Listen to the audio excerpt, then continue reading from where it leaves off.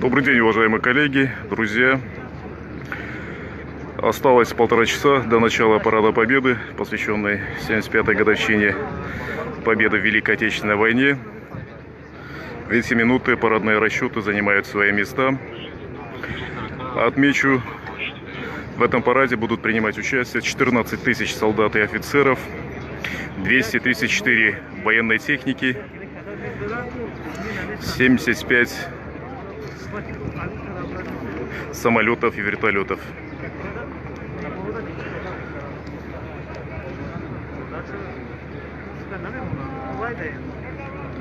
Аскар.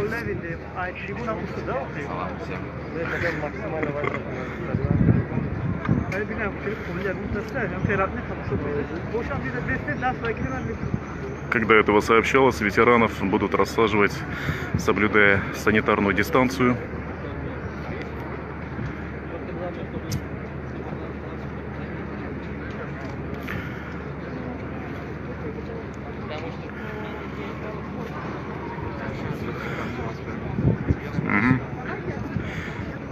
В этом параде Кыргызстан представляют курсанты и офицеры военного института имени Калынура Усенбекова. Они пройдут по брусчатке Красной площади с флагом Кыргызстана и знаменем легендарной Панфиловской дивизии.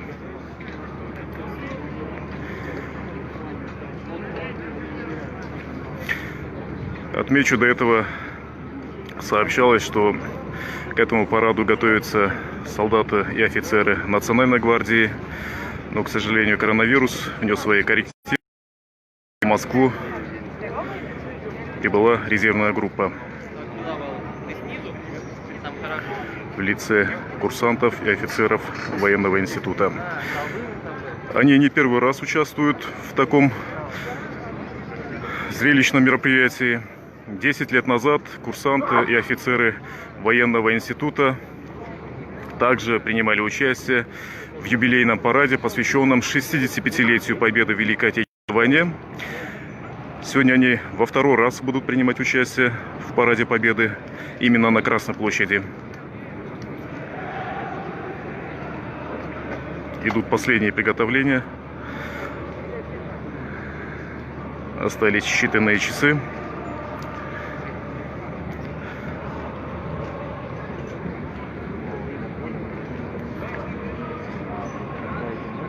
В параде будет принимать участие в качестве высокого гостя президент Сооронбай Жээнбеков.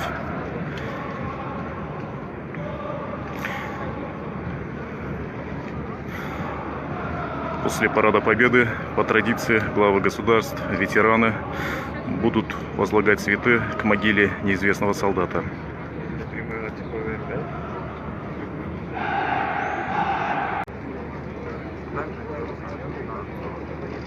Наши, да, идут? А вот мы видим флаг Кыргызстана и знамя легендарной Панфиловской дивизии.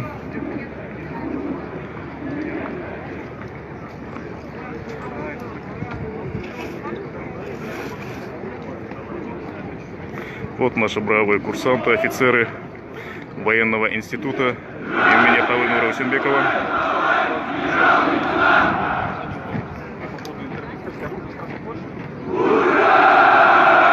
В парадном расчете 73 человека. Возглавляет парадный расчет полковник Бекказы Тюменбаев. Этот институт принимает участие в Параде Победы на Красной площади уже во второй раз.